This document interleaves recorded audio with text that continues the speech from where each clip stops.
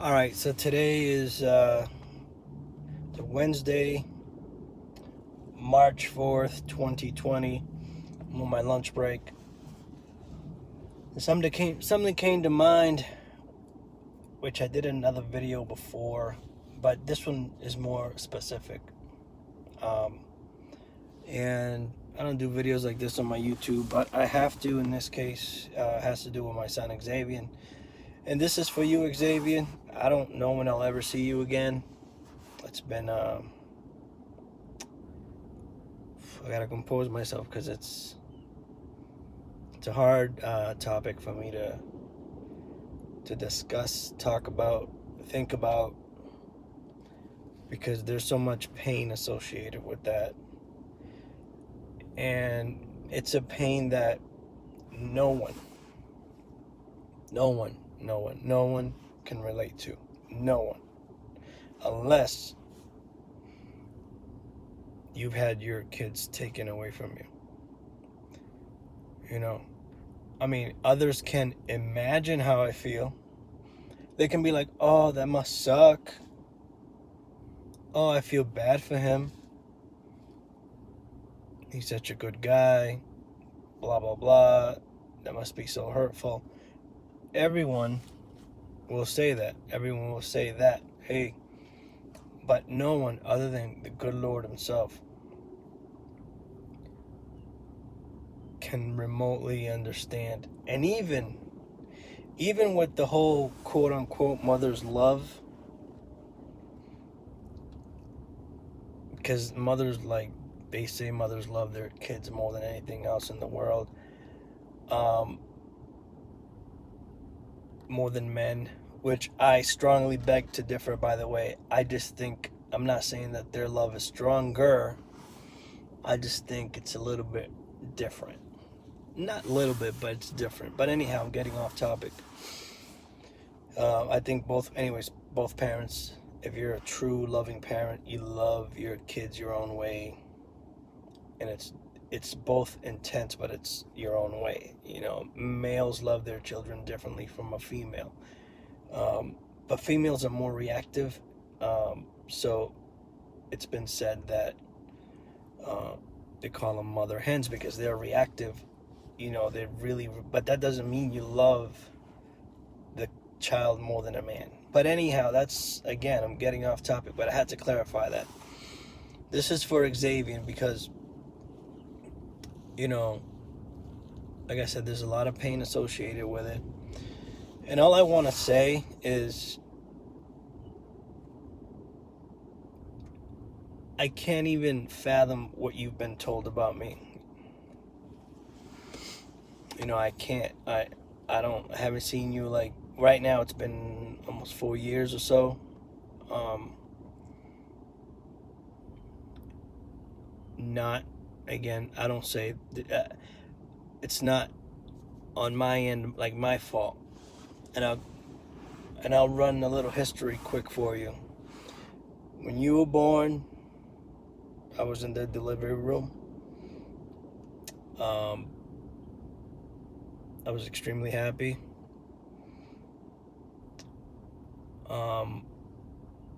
And I got your mother and I'm not gonna trash talk your mother. My only opinion of her that I can say, because I have a lot, but I'm not here to trash talk, and I have a lot of opportunity to say a lot of things, but I'm not gonna do that here. But I will say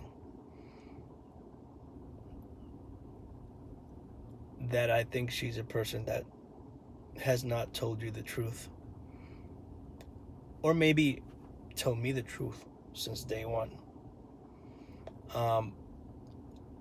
I made sure that I was a part of your life. You know that. I mean, I have the pictures to prove that. I was at your mom's doorstep, your house, every Saturday, rain, sleet, or snow. Also would pick up Anthony, your brother. And then Jeremiah came along, same routine with him. And, you may have been told certain things, about me. And the only thing I can think that they can say bad about me was that a few times I lashed out in anger, not in a threatening way, or, I was just going through a situation with your mother and your brothers and sisters where, I was just being treated bad. It wasn't good. So when someone's being treated bad, disrespected continuously, even if you have a good heart, at one point you're gonna get angry. You're gonna maybe lash out and say whatever you gotta say to them, like stop being this way to me, or whatever, in anger, because you can't take the abuse anymore. And it wasn't just one person; it was 4 people at the same time. Complete disrespect. And again, I won't really go into that, but it wasn't good for me. So there were several times I was just so angry that this was happening to me that I yelled at them, in anger, because I couldn't take that anymore. But to say that I was a bad person, abusive, disrespectful, they can't say that. That's a lie. It's a complete lie. Complete lie. Me, like anyone else who feels like they're being abused verbally and with actions, and continuously treated badly or belittled and disrespected, you hold that in for so long. You hold it because you want to be that good person. You want to be that nice guy. You just want to be that shouldn't. And then it all adds up. And then you explode like a volcano.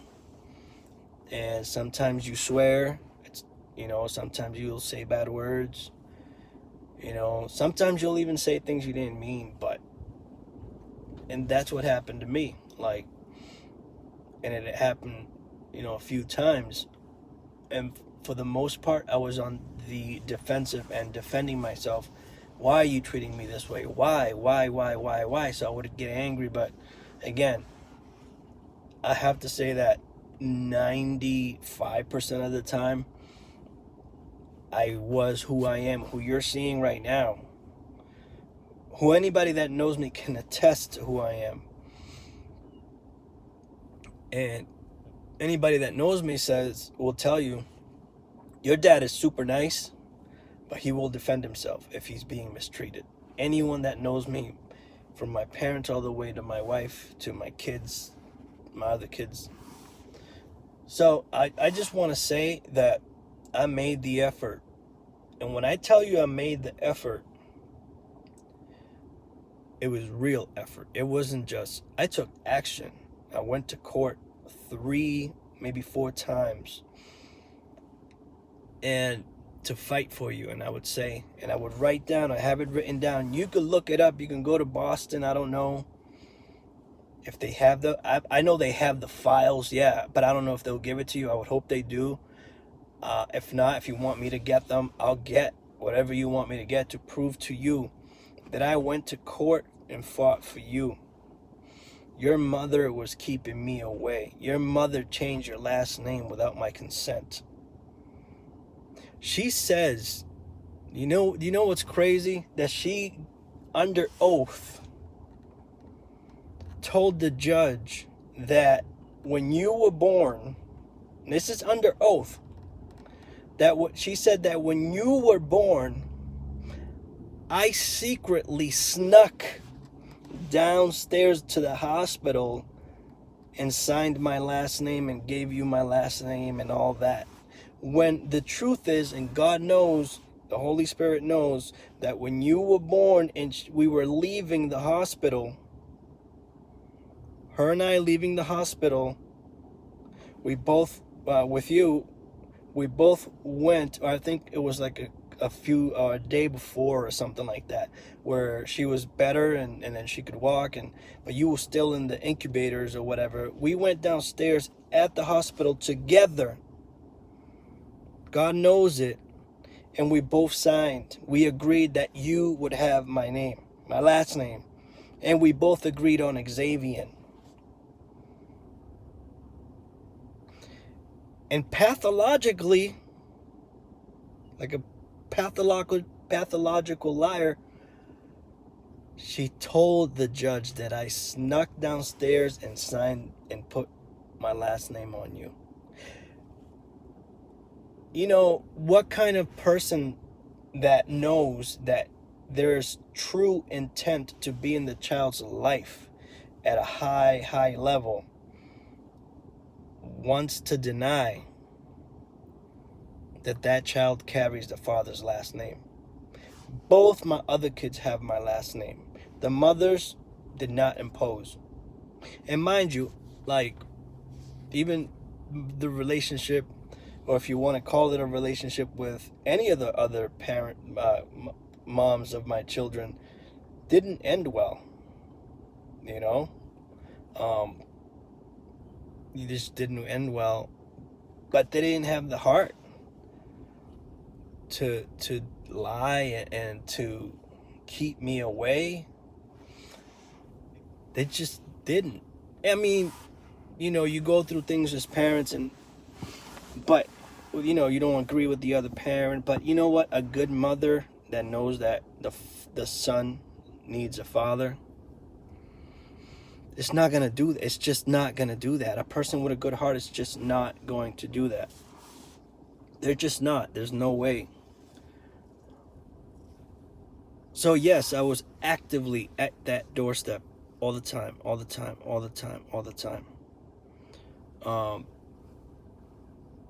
And I remember, and it was painful. I would go home crying, and I was crying. I mean, this is almost 10 years of like actually crying every Saturday and hurting almost every Saturday, hurting because I couldn't see my son, hurting because the court system would fail me. So back to the judge thing, you know, they did nothing to help me. They didn't give her a slap on the wrist, and I'm paying child support. And you know, I paid child support. I mean, that's another story. Haven't stopped to this day. I'm sure you know, I'm still paying for you. I don't even get to see you. Oh, why don't you go back and fight again? Because you just can't. There's reasons that I can't disclose here, but a man can only try so hard, and every time you go back, even if you're fighting for your son, you lose, and you lose badly, and it affects your life. So I kept going back, and it was getting worse for me in so many ways, and the judge wouldn't help me. And I was like, what's going on? And I remember, I think when you were like 10 or 11, the last phone call I had with you, and I don't know if you remember, I said, Xavian, I haven't seen you in a while. I miss you. I love you. I don't know, because the thing is, Xavian, like, the thing is that I would call and your mom would say that you were sick or you were in Boston, or whatever, and this happened almost every Saturday. So, you know, I remember calling you and I said, hey, I know I haven't seen you for a while. I know what they're telling you about me, but it's all lies. And then your sister picks up the phone and starts yelling at me and says, oh, he makes a decision on his own and blah, blah, blah, and hangs up on me. After that, the pain was way too much for me to handle as a human being, because at the end of the day, I'm a father, but I'm a human being, you know? And the pain, like I said, no one can relate, and no one will ever understand. And people can judge, anyone can judge, oh, he stopped seeing his son. No, I did not stop seeing my son. You don't know what I went through. You don't know what I tried. You don't know the pain that I went through. in the process of trying to see my son and knowing that I was just going to lose and lose. And I didn't want to keep hurting anymore. And I said, well, God, this is in your hands. You know, I still see Anthony. I still see Jeremiah, your brothers. The mothers never kept me away. The mothers had husbands and boyfriends after me. And guess what? They didn't have the balls, the audacity to tell, even if they were angry with me or angry at a breakup or whatever the case may be. That part, I don't know if they really were, because, you know, when you break up with a person, it could be peaceful, it could be anger, it could be resentment. But whatever the case, they didn't have the audacity, the balls, the cojones to say, to have a new person in their life and say, call this guy daddy. No mom who loves her child would do that to her child. Like, you have an active father at the doorstep every Saturday, not missing one beat. And you, who cares? I mean, who gives a crap if she got a new man? But who cares? Really, who cares? Like, I was, you know, me and her never had a good relationship, but, you know, so I never, you know, it's fine. Who cares? I'm happy for her, new husband, new whatever, but you don't take this new person and tell your son, call this guy daddy. When you have an active father, that's the crazy part. You have an active father trying to see his son, and you have the balls to go meet this new guy, which again, who cares? It's great that you met this new guy. Happy for you. I'll throw a party for you if you want me to. I'm really genuinely happy that you know, you found someone. But don't, who does that? I remember one time I got a text supposedly to somebody else, but it came to me from your mother. And it said, how do I tell him that it's not his kid?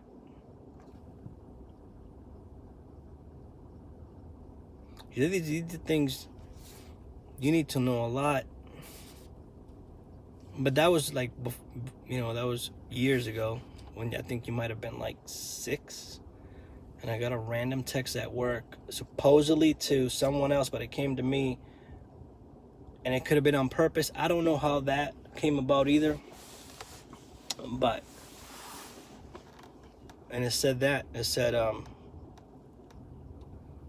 yeah, it said, how do I tell him that he's not the father?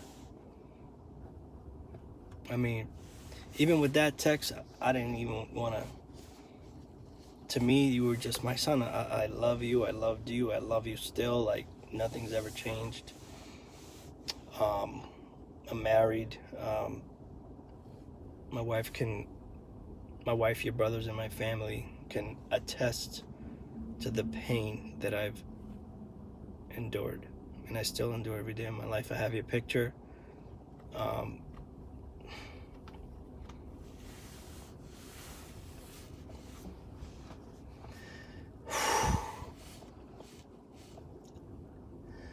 have your picture on my desk at work, and I look at your picture every day with a smile.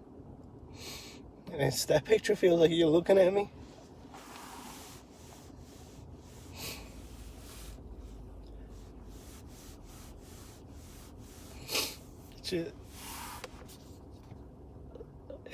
That picture keeps me going strong.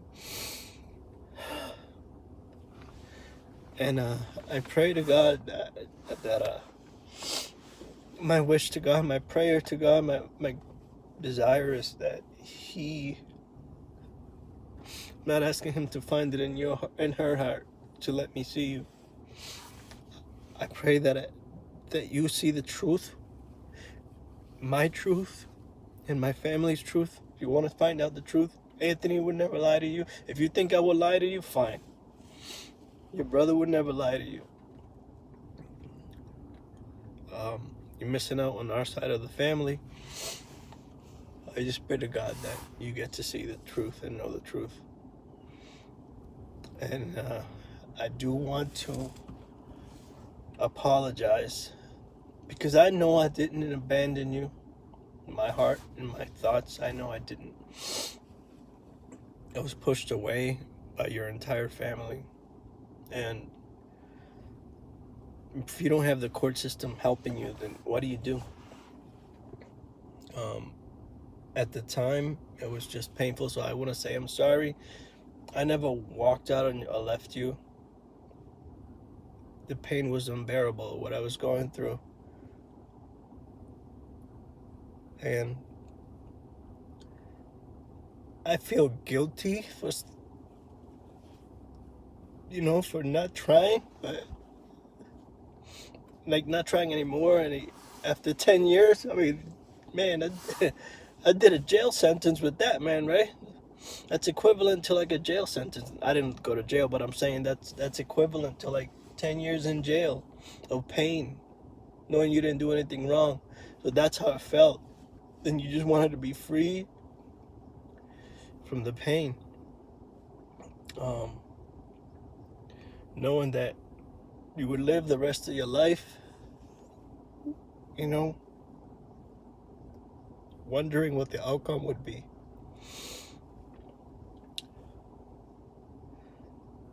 There's a big part of me that says, oh, maybe you should have kept showing up at the doorstep every Saturday. But every Saturday it was crying and crying. And I think I would have been still crying every Saturday.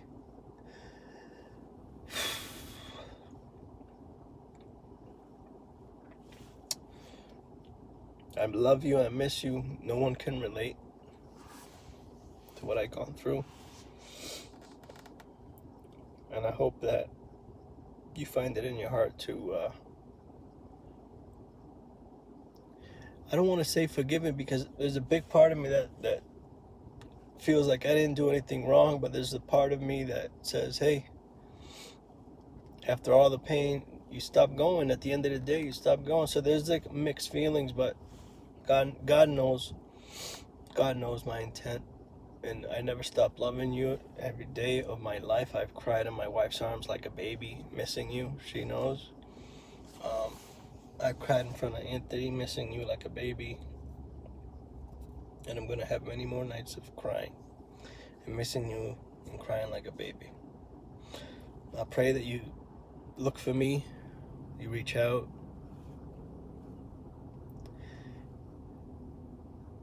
And when I see you again,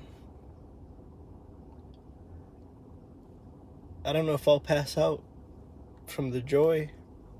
I know there's going to be an insurmountable amount of tears, weeping. People may hear me weep.